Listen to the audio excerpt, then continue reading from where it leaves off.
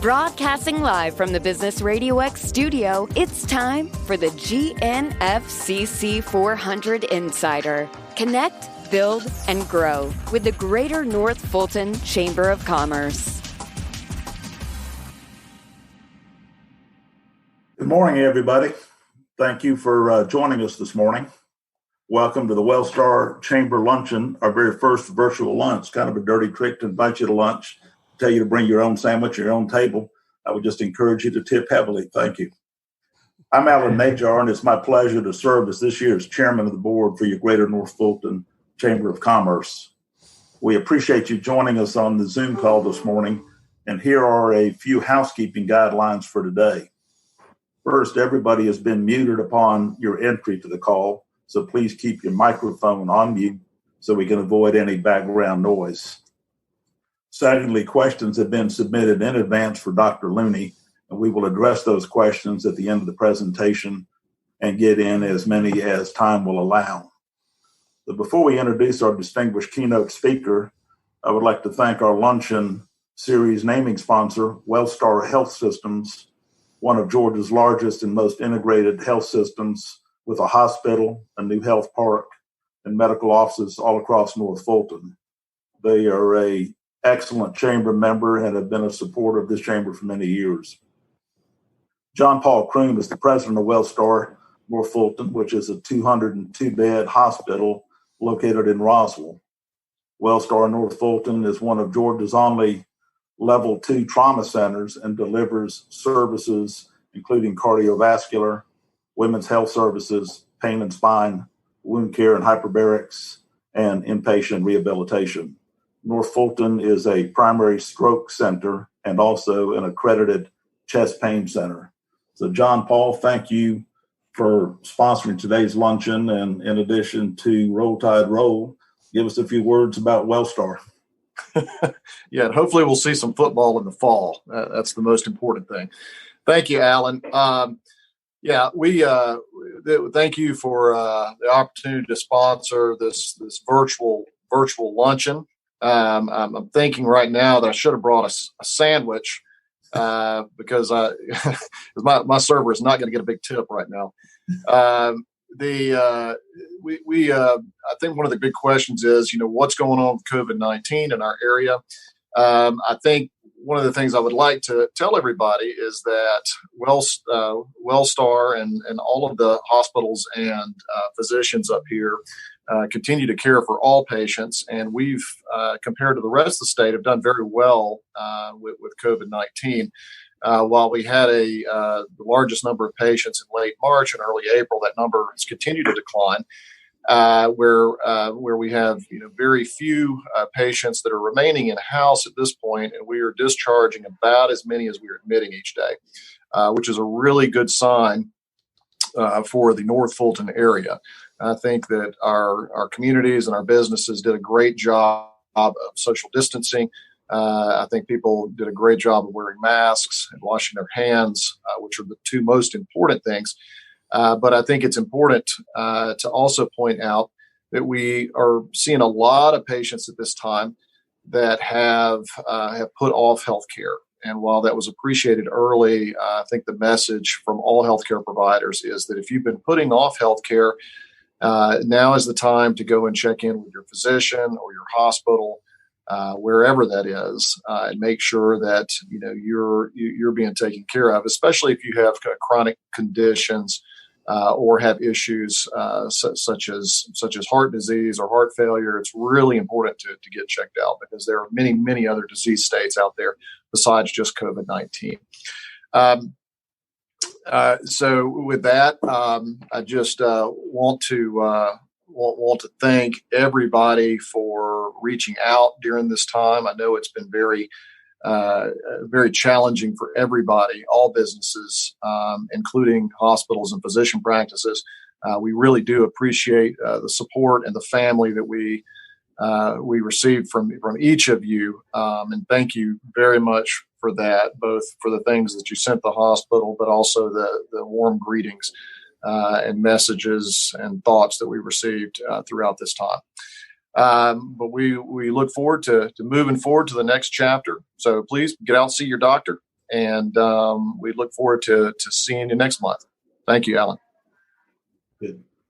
Thank you, John Paul, and thank you again for your very significant investment in our community. We really appreciate WellStar's significant investment and the tremendous support that you've given our chamber with this sponsorship and many others, particularly the 2020 Chamber Luncheon Series. Hopefully, we're not too far away from being able to sit down and dine at the same table. And now it's my privilege to introduce today's presenting sponsor and our moderator for the program, Jim Teal of Goodwin, Mills, and Kaywood. Jim, please tell us a little bit about your company and why education is important to your organization.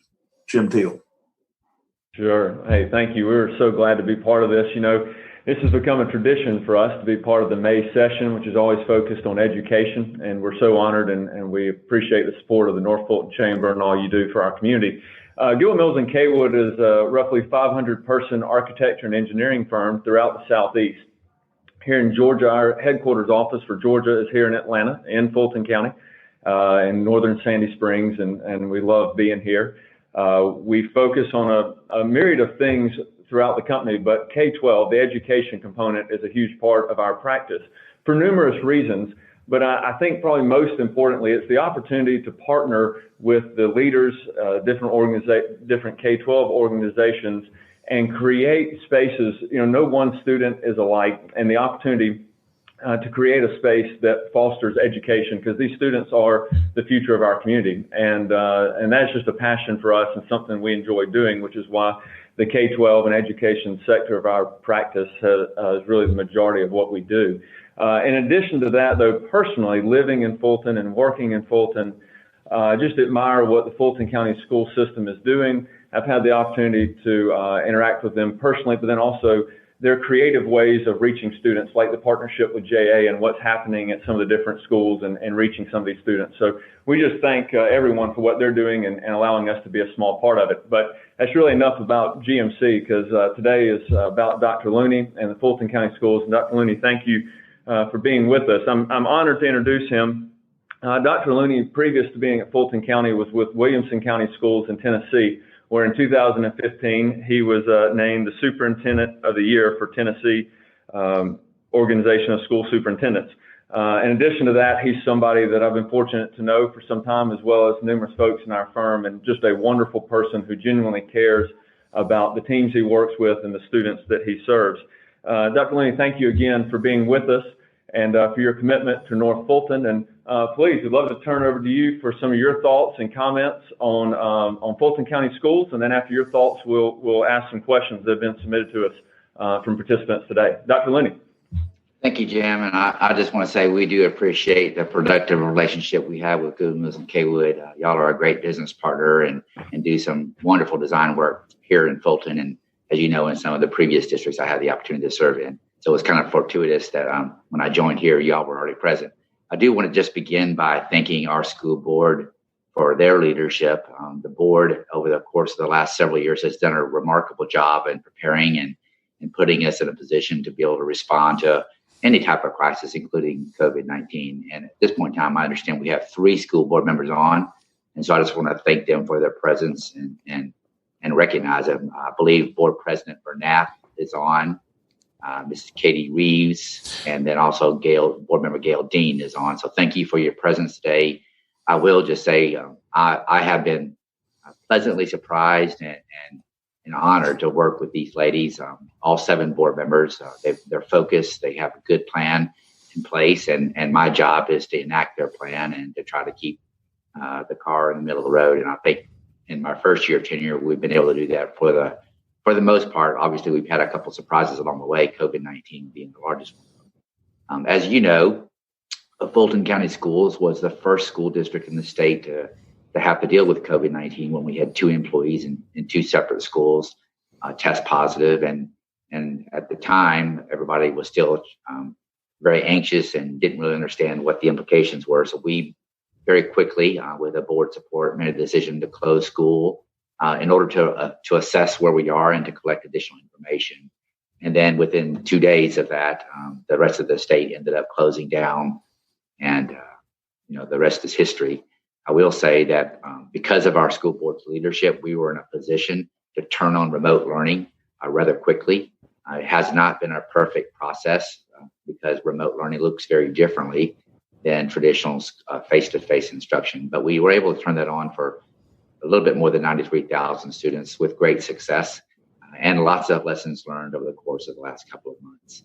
So really, really proud of our leadership team, very proud of our teachers for leaning in.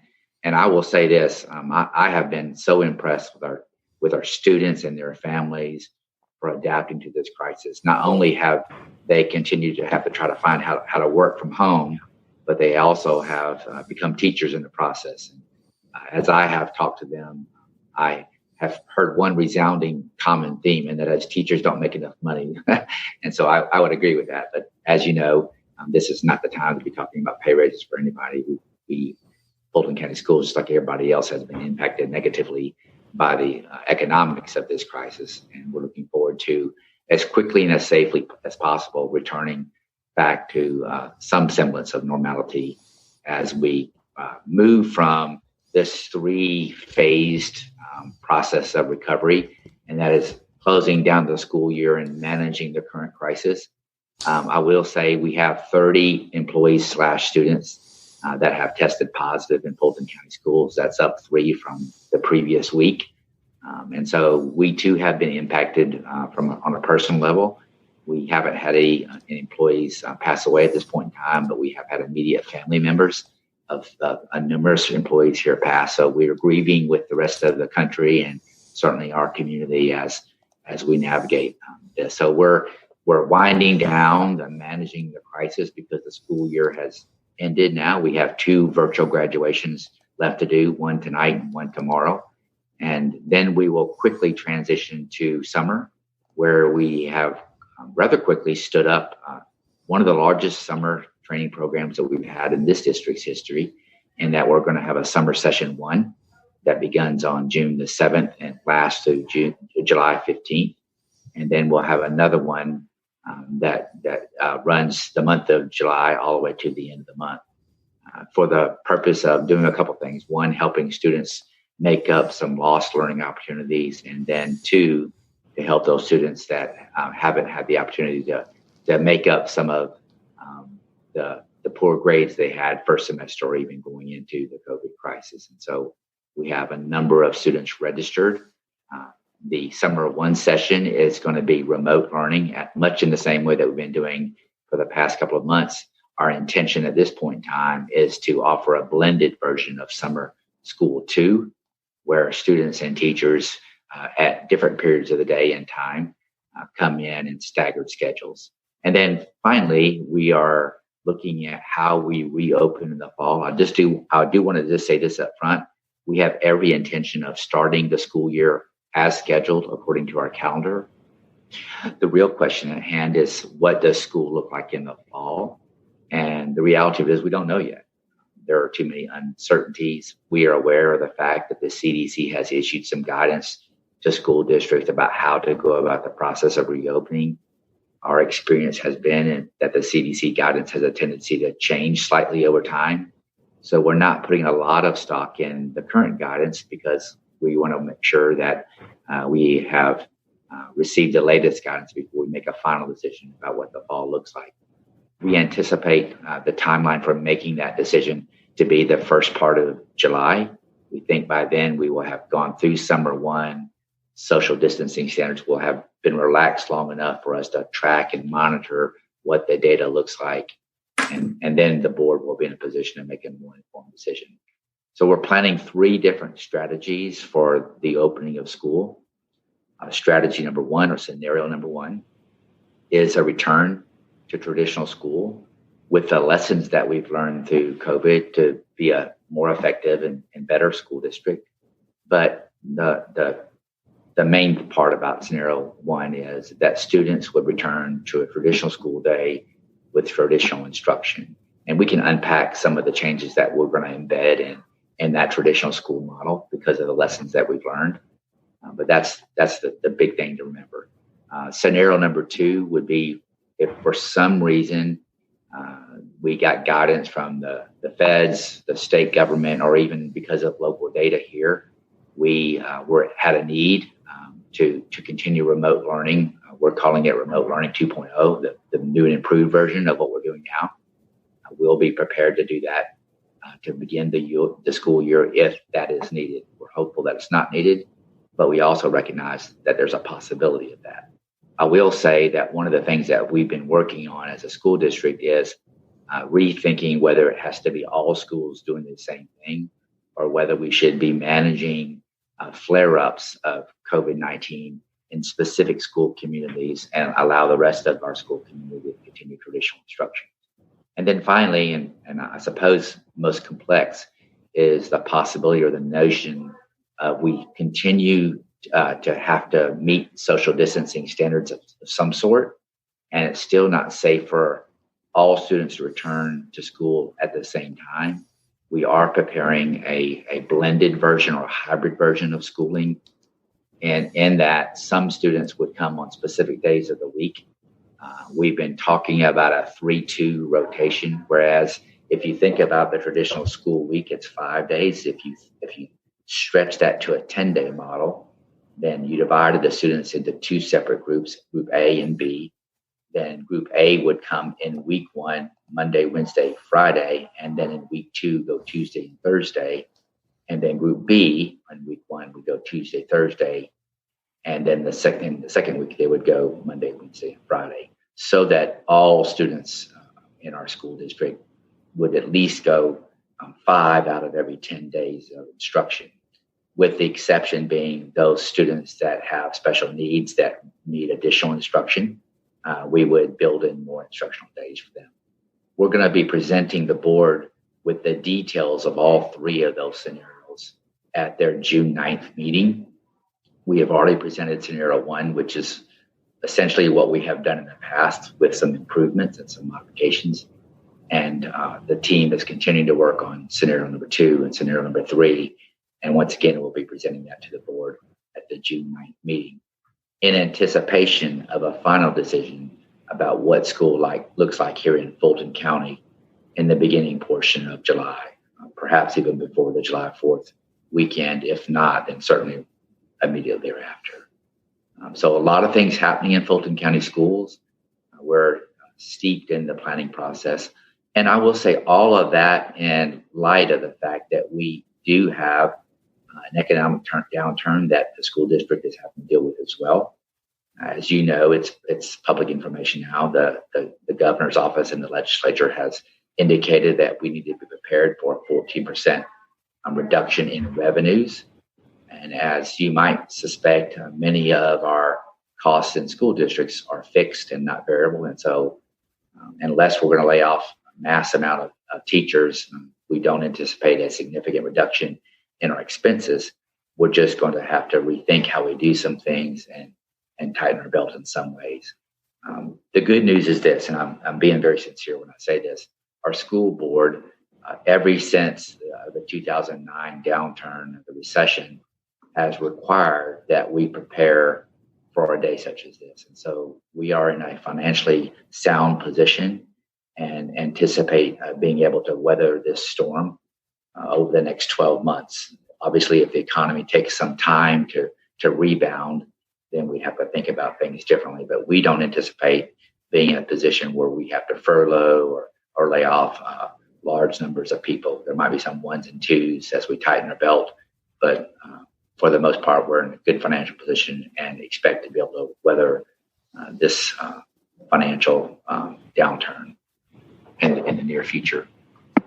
With that being said, I would just love to answer any questions you have. I will say one of the questions that I did receive is, what is the plan for face protection?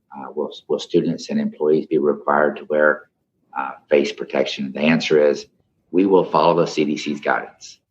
If the CD says that students and employees should wear masks, then we will make sure that happens. At this point in time, the guidance is for employees to wear face protective gear, and we are currently requiring that. So if anybody that enters our facility as an employee has to wear a face covering, that is not the standard currently for guests and students, but that may very well be and end up being a standard in the fall. We just don't know yet. We have identified and secured a a source for protective equipment and have begun the purchasing process in large quantities for the fall.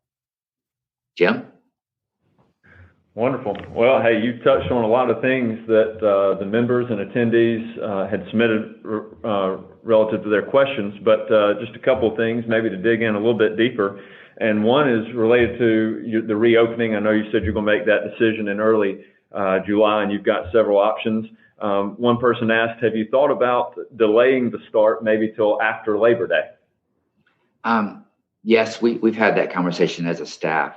The board hasn't engaged in that conversation. My perspective, and we're certainly open to a lot of input, is the sooner we return to normal, the better off we're going to be. And from my perspective as a chief learning officer, it would be better for students to be engaged in remote learning formally rather than not learning at all during the month of August.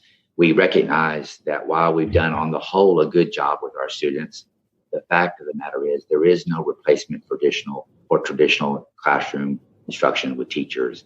And our goal is to minimize the lost opportunities rather than to extend it. So we expect to begin the school year in some form or fashion as scheduled according to our calendar. Sure. Wonderful. Someone else asked, and you touched on a lot of the different organizations you've been in touch with, and someone asked about the Secretary of Education. Have you been in touch with her and her department, and how is that interaction working? Well, we certainly attempted to reach out to the U.S. Department of Education. I will tell you, our direct contact generally is through the Georgia Department of Education and the Superintendent Woods' office. And they're really good. The state offices are really good at responding to our needs and being a buffer to, you said is typically just not a very responsive entity. And, so we use the state of Georgia to serve as that conduit. I will say, though, we do, as superintendents in the region, and I'm part of a couple of other organizations, a broader network of superintendents, we actually converse on a weekly basis, and we're sharing with each other ideas and strategies about what we're planning on doing and how we might be going about doing. And as you might expect, we all have different considerations. And so, as an example, we're in close proximity to Forsyth County. And so what works in Forsyth, isn't necessarily what will work in Fulton, and vice versa. We have, I think, 10 times more cases of COVID that we're dealing with, and they don't have some of the density issues that we have to deal with. So while we're sharing our planning processes, we're not all in the same place as to how we might best go about reopening. And a great example of that would be, you may know this, the Georgia High School Athletic Association has indicated that beginning June 1, now they decided to change it, actually, it's June 8 now, athletic teams can begin working out. Our decision is to wait another week until June 15th to turn that on so that we have a little bit more data coming in, and we bring back athletes and our employees in the same week. Sure. It makes a lot of sense. Another person asked about the business component of this, and of course the operations of Fulton County Schools affects numerous moms and dads, which in turn affects business owners and operators and such. Have you all thought about, or is there any advisory group that's made up of business owners that are working with the school system? The answer is yes. I meet with different stakeholder groups on a weekly basis. We have a superintendent's advisory committee that's made up of parents and community members. Many of them are business owners. And so we get that feedback regularly. And I will say there's a lot of diversity in opinion about how we might best turn school back on, recognizing that everybody has a unique perspective and personal experience as to how COVID has impacted them, both from a financial perspective, but also from a family perspective and from a medical perspective. And so I have a teacher advisory committee, I have a principals advisory committee, parents advisory committee, a PTA advisory committee, and the board too is continuing to get feedback from a variety of folks. I have also been participating in conversations with the mayors on a weekly basis and our local delegation. Wonderful. Thank you. Another question about logistics related to transportation and your thoughts and the system's thoughts on bus service and social distancing requirements and how you might do that. Do you have plans to continue that service, and what have y'all thought about related to that? That's one of the most complex issues that we're dealing with, quite frankly. As you know, this is actually a little bit ridiculous, but buses are designed for 3 students per seat. Each bench on a school bus is 39 inches long. And so if you do the math, I believe that's 13 inches per rear end. That's not a lot of space, especially given the fact that we have a diverse population in size and density. So we are struggling with how we might best provide safe bus service for our students in the fall. Our buses hold between 68 and 72 students for the most part, and that's 3 to a seat. We had a conversation this morning about the possibility of requiring students to wear face coverings as they ride the bus, but that too presents some challenges. One, because our buses are not air conditioned, which means in the late summer and spring, windows are going to go down, and that presents breathing challenges, et cetera. And so we're not sure yet how we're going to solve that. We have talked about moving to a 4 or 5 tier bus system, but that too creates challenges as it relates to picking students up and taking them home. One of the things that I'm confident of is where it is possible for students to walk and or bicycle to their school, where there's safe passages. As a school district, we need to be promoting that. One, because it's good for children, but 2, it would reduce the number of students that are riding on school buses. Sure. Now, this question is related to grading. And Dr. Looney, if I had been in this situation, I'd be lobbying hard for pass-fail grading. That would have been more advantageous to me and my academic prowess or lack thereof. But the question is regarding... Were you a late bloomer, Jim? My mom may be questioning if I'm ever going to bloom. But I'm hanging in there. They haven't thrown me out yet. But... you could say that. Regarding testing, grades were calculated based on earned grades in March. Based on the decision to return in the fall, do you have any thoughts on how grading will be handled when you restart the school year? Well, it depends on which scenario that we find ourselves in. We obviously would like to return to traditional grading. That's the board's policy. I will say that, let me just kind of reframe exactly what we did this spring. And so the standard that we applied was that a student's grade could not go down from where they were on March the 12th, the day where we closed schools. It could only go up, or it would be incomplete if they didn't do the work. And so no student, in theory, could be harmed from this experience.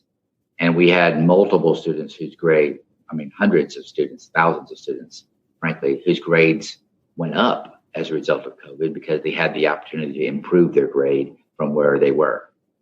The other group of students that we had, and it's a sizable number of students, who didn't engage in remote learning for whatever reason.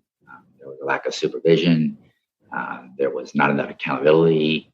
Perhaps we had employees that didn't follow up enough with our students. We had students that didn't turn in they didn't have internet access, so they were given paper booklets and that they needed to complete, and they decided not to turn those in. For those students, we gave them an incomplete grade assignment with the expectation that incomplete has to be resolved. So it could be resolved in one of 2 ways. One is they could go to summer school and resolve their incomplete, or 2, they would have to complete that work in the fall in addition to them taking additional classes. And so we intended to, and we continue to hold our students accountable for learning the material. Once again, because we want to make sure that our students in Fulton are positioned in a more advantageous position than their counterparts in other school districts across the state and region. Sure. And Related to that and the student's ability, let's assume that if there's a situation where they have to do some distance learning, if you will, remote learning, what are y'all looking into? What's the school doing? The question is, what's being done to mitigate inequity around technology access? How can we continue that into the future? It's a great question. So the board has approved for us to buy additional devices. In fact, we've placed an order for 7,500 devices to issue devices to all of our students in grades 3 through 12. And that is a change in our position moving forward. Incidentally, we also renegotiated our contract with Dell to get a less expensive device, more affordable device to help us with the price point per device. In addition, we have been seeking and in some cases been successful in getting grants and private funding for mobile hotspots. In fact, we received a grant from the state of a little bit more than $1 million to go to our high priority schools and help provide those families with internet access. With that being said, we still have approximately 4,500 families who indicate they do not have internet access, and we continue to work on that as we approach the fall. If we have to turn on remote learning, either at the very beginning of the year for a short period of time, or if we have a flare-up in a school community, we may have to go back to a remote learning environment temporarily until the flare-up stops. I would tell you that is another challenging area that we're facing. We don't want to be a utility provider as a school district, but we recognize that this work can't get done should we need to use remote learning as a strategy. And then I will add one other piece of information. The board and I have been discussing the reality that we are going to have a subset of families, regardless of whether we can come back to traditional learning in the fall or not, that are going to say no thank you because of fear, because of underlying medical conditions. They're just going to take the position that we're not coming back. And so the question really becomes, well, who and how do those students get served? Certainly there will be a segment of that population that opts to go to private school. There are some public free online schools, but quite frankly, the quality of those programs is not doesn't meet our standards in Fulton County. So we are pursuing the idea of offering a small number of students a continuation of remote learning using some of the facilities and resources that we currently have in place where it would not impact the overall proposed budget to the school district. Sure. Now, I got to tell you, I promise I did not submit this next question. So just wanted to be very clear. But I think it is a good question. And there's two questions that are kind of related to the same topic about the facilities and assuming you're coming back to the facilities at some point and the safety. And so the first question is, will Fulton County Schools be looking for their architects, interior designers, and engineers to address design and engineering recommendations for methods of social separation in a K-12 education environment? Great question. So the answer is in the long term, yes.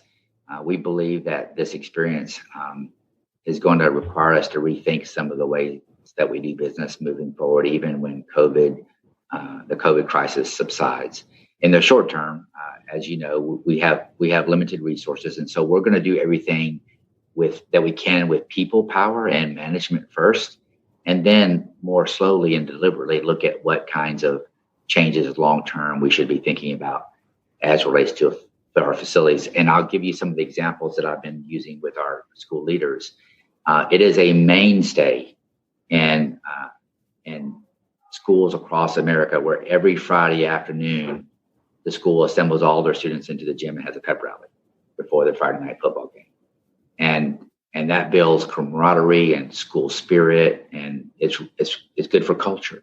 But the question is, does it make sense from a health and safety standpoint to put 2,000 students in a gym, all of them sweating and yelling at the top of their lungs for their home team, when the potential of some of those students having a virus, whether it's COVID or the flu, and passing along? So we're looking at this from a management perspective first. How do we rethink the way that we go about business. Another example that I will give you is the lunchrooms. We put hundreds and hundreds of students in the lunchroom at one time for economy and for efficiency. But does it really make sense for us to put that many students in a cafeteria sitting elbow to elbow? And so we're talking about strategies. How do some of the students eat in the cafeteria at one point in time, and how does another group of students eat in their rooms during that same point in time, and then have a rotation where they get the opportunity to eat in the cafeteria versus eating in the room. So we're relooking and examining all those things, bell schedules, how we take students by groups to restrooms. We're also reconsidering how we do cleaning. Most of our janitorial services happen in the evening after students leave, but we know now that we have to do more lifting during the instructional day when our students are present. And so we'll never be able to hire enough custodians and or janitorial staff to do that. So everybody is going to have to pitch in. Teachers wiping down doorknobs in between class periods, and perhaps having volunteers coming in and quickly wiping off the student desks in between class periods. So we're going to be rethinking all those things from a human power standpoint. But in the long term, we are going to have to reconsider how we build and how we modify our school grounds. Any retail outlet or place of business that you go to these days, you go to the point of sale, most of them have plexiglass, dividers between the customer and the attendant. We're not to that point yet, but we are looking at how do we separate our customers' interaction with our employees' interaction to minimize exposure. Sure. I think we're going to address maybe three more questions, if that's all right. Yes, sir. With the first of those three being related to the higher education and those partnerships. And the question is, how can our higher education partnerships continue to support and move students forward with future educational goals during this time? Great question. We actually have a really good relationship, a productive relationship with our higher ed institutions. We have thousands of students that participate in dual enrollment. And what happens with dual enrollment is many of those students leave our campus and go to this post-secondary institution.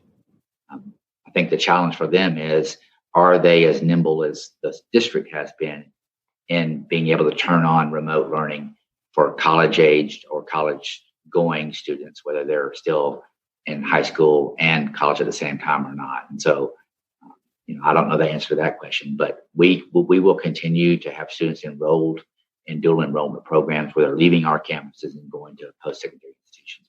And to a institution, they have all reached out and been willing and expressed a desire to continue the partnership with us. Wonderful. What have you and your leaders learned through all this? I know you've touched on a myriad of things that y'all are doing, and I know learning every day, but is there a couple of high-level things that really come to mind of what you have learned from this, and anything in particular? The question goes on about what you might expect to change, and you've already outlined a lot of things that will probably change, but are there one or two real lessons learned from this already for you or your team? Me personally, working from home stinks. I would I'd rather be with all my team. So we've learned so many things. I think this is, if there's any positive thing that comes from this, it's given us a window of, it's forced us to look, how can we do work differently and be more effective with our students? And so, a case in point, when we tracked how many students were contacting us for help with technology from home, what we learned is our students didn't have enough practice in using the devices that we already had in school on a regular basis to make that a seamless transition. The most calls that we received is, I don't know my password. And so that's an indication of, we have to build into the traditional school day, this practice of using technology as a learning tool, so that if we have to go in and out, which is what my suspicion is, we're going to have to go in and out at different periods of time, and possibly in segments of our school community, or possibly the whole school community, as this ebb and flow of this crisis proceeds until there's a vaccination. So we have to make this a seamless process for our students, and that requires more training and learning on behalf of our teachers. We have a wonderful teaching force. some with 1 year of experience and some with 50 years of experience. And getting all of those team members together and teaching them to use the tools in an effective and efficient way is critically important for our students. Sure. Wonderful. Dr. Looney, I agree with you on the work from home is not as much fun. I have learned that I need to work harder so I can afford a beach or a lake house. I'm jealous of those that work from home from there. That's a pretty nice setting. Well, interestingly enough, I'll just add real interestingly enough, I think we're actually working more hours from home than we do when we actually go. Don't you think that, Jim? It seems that way to me. I'd say I'm more mentally strained in a day after being on the phone and video chats all day. It's interesting. Hey, the North Fulton community is a very giving and supportive group of folks, and especially from the business community. And a lot of folks want to know, how can this community, how can businesses help and support Fulton County Schools? Are there any technology needs, donations? Any thoughts on what the business community can do to support you and your team? Thank you, Jim. And the answer is yes, absolutely. And so I've had a couple of conversations with some church leaders. We have in North Fulton, we have about 2,500 families without internet access. And so, wow, we have to continue to solve for those families that don't have access. And while printing paper packets for students to engage in is work, it's not the same type of work.